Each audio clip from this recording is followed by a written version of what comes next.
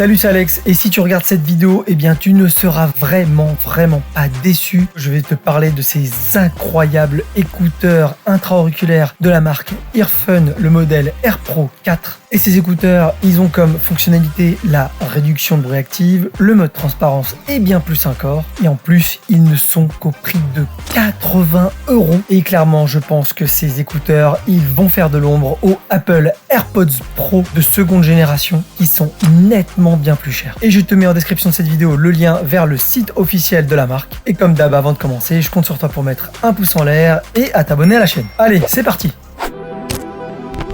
Allez, pour commencer, je passe tout de suite à l'étape de déballage de ces écouteurs. La boîte est assez classique avec à l'avant une image des écouteurs et à l'arrière des indications techniques concernant les écouteurs. Et quand on lit ces indications, on voit pas mal de caractéristiques hyper intéressantes. Et je dis ça parce que franchement, pour des écouteurs à moins de 100 €, tu vas voir, c'est bluffant. Et dans cette boîte, tu y retrouveras donc les différents documents, dont une notice qui est vraiment très bien faite, avec également une boîte qui contient plusieurs embouts de tailles différentes. Et les embouts, c'est hyper important pour justement trouver le bon embout qui va aller dans ton conduit auditif. On en parlera tout à l'heure. Tu trouveras également un câble de recharge USB vers USB-C. Et enfin, le boîtier de transport qui contient les écouteurs dedans. Et comme tu peux le voir, ce boîtier de transport, il est quand même assez compact. Au niveau du design, les AirPro 4 sont élégants. Pour ma part, j'ai choisi la couleur gris-noir. Et à savoir qu'ils existent également en blanc. Et globalement, ces écouteurs ainsi que le boîtier sont assez sobres, avec une finition qui est en plastique de bonne qualité. Et les écouteurs sont du type intra-auriculaire, ayant une forme qui s'adapte très bien aux oreilles de par de leur forme, ce qui les rend confortables à l'usage. Et si on les compare aux AirPods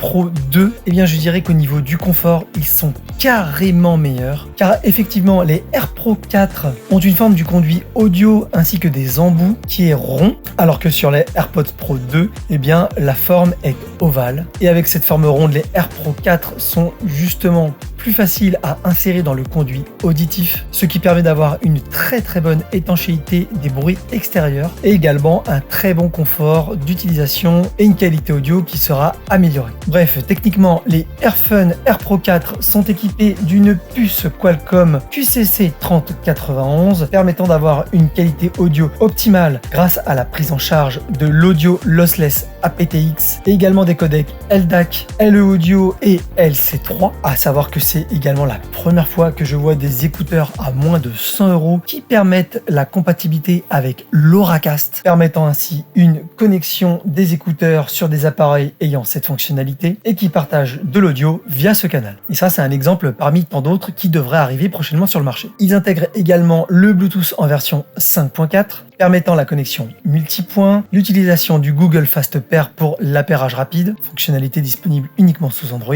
et une faible consommation d'énergie. D'ailleurs, concernant l'énergie pour ces écouteurs, le boîtier qui les accompagne fait également office de boîtier de recharge pour les écouteurs, et le temps de recharge complet boîtier plus écouteurs, eh bien j'ai mesuré un temps de recharge de un peu moins de 4 heures avec un chargeur filaire de 2 ampères. Et une fois que tu les as entièrement rechargés, ça va te donner une autonomie que j'ai mesurée de plus de 9 heures en mode écoute musicale avec le volume à 40% en moyenne sans réduction de bruit active. Et j'ai pas pu avoir de vraies mesures avec la réduction de bruit active puisque vraiment c'est très aléatoire. Mais sache que ça peut pratiquement diviser par 2 l'autonomie. Et d'ailleurs cette autonomie elle est largement meilleure que celle des AirPods Pro qui franchement a à peine à arriver à 4 heures, 5 heures d'autonomie en mode normal. Et en plus, le boîtier de transport te permettra de recharger intégralement tes écouteurs un peu plus de 4 fois, ce qui donne à loin de 50 heures d'utilisation totale en comptant les écouteurs et le boîtier. Et sache aussi, du coup, que pour la recharge, tu pourras utiliser la recharge par induction. Et le temps de recharge par induction avec le chargeur par induction que j'ai pour mes AirPods Pro a été d'un peu plus de 6 heures. Et pour aller plus loin avec l'utilisation de ces écouteurs, tu as également une application sur smartphone qui te permet d'avoir tout un tas de réglages comme l'activation du mode transparent ou de la réduction de bruit active, le mode jeu la détection intra-auriculaire, qui est le fait que la musique va s'arrêter et se relancer quand tu vas mettre les écouteurs dans les oreilles. Et il y a plein d'autres paramètres, mais mon préféré, c'est le réglage de l'égalisation. Puisqu'à ce niveau-là, tu as une richesse de réglages disponibles qui sont prédéfinis. Et si tu veux aller plus loin dans l'égalisation, tu vas pouvoir paramétrer toi-même ta propre égalisation, ou alors carrément utiliser le mode custom adaptatif qui va te permettre de réaliser un test de différentes fréquences afin que le logiciel puisse déterminer quelle va être l'égalisation la plus adaptée à tes oreilles. Et en termes de qualité audio, vraiment, ce qui compte le plus pour des écouteurs, et bien là, c'est vraiment du très haut niveau, je trouve. Et pour ma part, en tout cas, je les préfère très largement au Apple finalement. Alors que là, on est sur des écouteurs à 80 €, et là, on est à 200 € de plus. C'est te dire la différence pour le rapport qualité-prix. Alors du coup, pour la partie qualité audio, comme je te disais, eh bien en mode totalement flat, je trouve qu'il sonne bien mieux que les Apple, surtout pour certaines hautes fréquences où moi je suis un peu plus sensible et je trouve que les Apple sont un peu plus casse-oreille. J'ai d'ailleurs réalisé des mesures audio comparatives. D'ailleurs à ce sujet, j'ai remis en état mon petit Joe, donc ça fait très longtemps que je ne l'ai pas utilisé pour faire des mesures audio avec des écouteurs. Donc là, je suis content de l'avoir remis en fonctionnement et de l'avoir réparé pour que je puisse justement réaliser ce type d'essai. Alors, mon petit Joe avec ses petites oreilles là.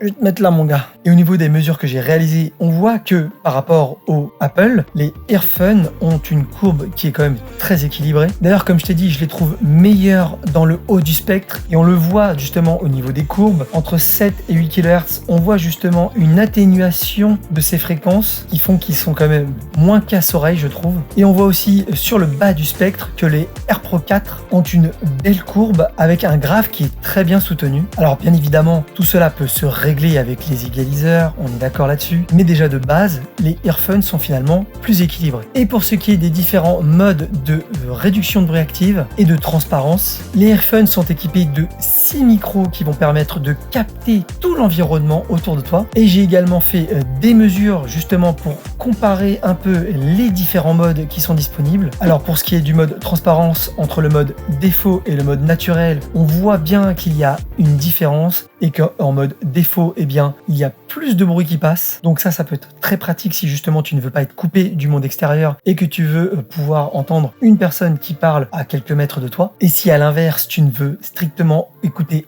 aucun bruit de ce qui t'entoure, eh bien, il va falloir utiliser la réduction de bruit active. Donc là, il y a plusieurs modes avec des descriptions qui sont indiquées directement dans l'application si tu veux avoir plus de détails. Mais franchement, entre nous, la différence entre les différents modes, elle est vachement subtile. C'est-à-dire que ça va jouer sur quelques fréquences qui vont être plus ou moins atténuées entre un mode et l'autre. Et seul le mode vent va vraiment faire une différence concernant le bruit du vent. Mais après, je trouve que c'est pas si efficace que ça pour le vent et que finalement, le mode où il n'y a pas la réduction de bruit active en marche va être bien meilleur pour le vent. Et après globalement pour tous ces modes de réduction de bruit active, franchement ils sont quand même très efficaces. Et d'un point de vue appel téléphonique avec ces écouteurs, eh bien c'est très efficace également. Mais par contre j'ai détecté comme un petit problème. Alors je m'explique. Moi, je suis équipé d'un iPhone et j'ai fait un test avec un collègue. Moi, j'étais avec les écouteurs connectés à mon téléphone et je me suis rendu dans un environnement très bruyant et mon collègue à l'autre bout du fil, eh bien, il entendait aucun bruit de l'environnement, il entendait quasiment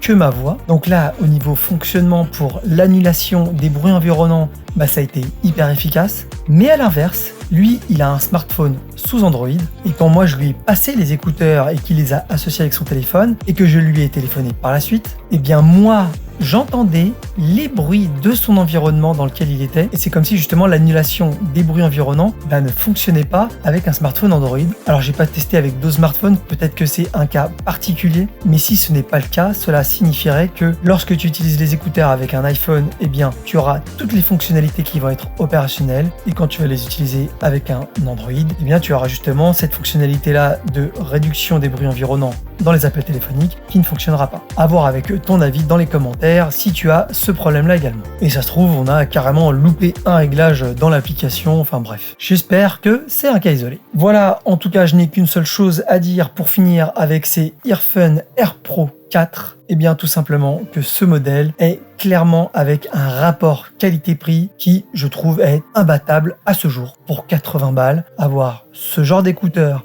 avec toutes ces fonctionnalités, ces réglages possibles et cette qualité audio, bah voilà, hein, si t'as des AirPods Pro 1 ou AirPods Pro 2, bah tu peux les jeter. Voilà, j'en ai donc terminé avec cette vidéo. Retrouve le lien pour te les procurer en description de la vidéo. Merci d'avoir regardé cette vidéo. N'oublie pas de liker, commenter et à t'abonner à la chaîne pour ne rien rater des prochaines vidéos. Allez, ciao ciao à tous. Et ils sont plutôt pas mal. Et ça se met en 2 secondes et là je suis en mode transparence. Et franchement, je m'entends très bien parler et j'entends parfaitement les bruits environnants. Comme il n'y a pas beaucoup de bruit à part le bruit de la pluie dehors, il n'y a pas grand chose qu'on pourrait entendre. Mais je l'entends quand même.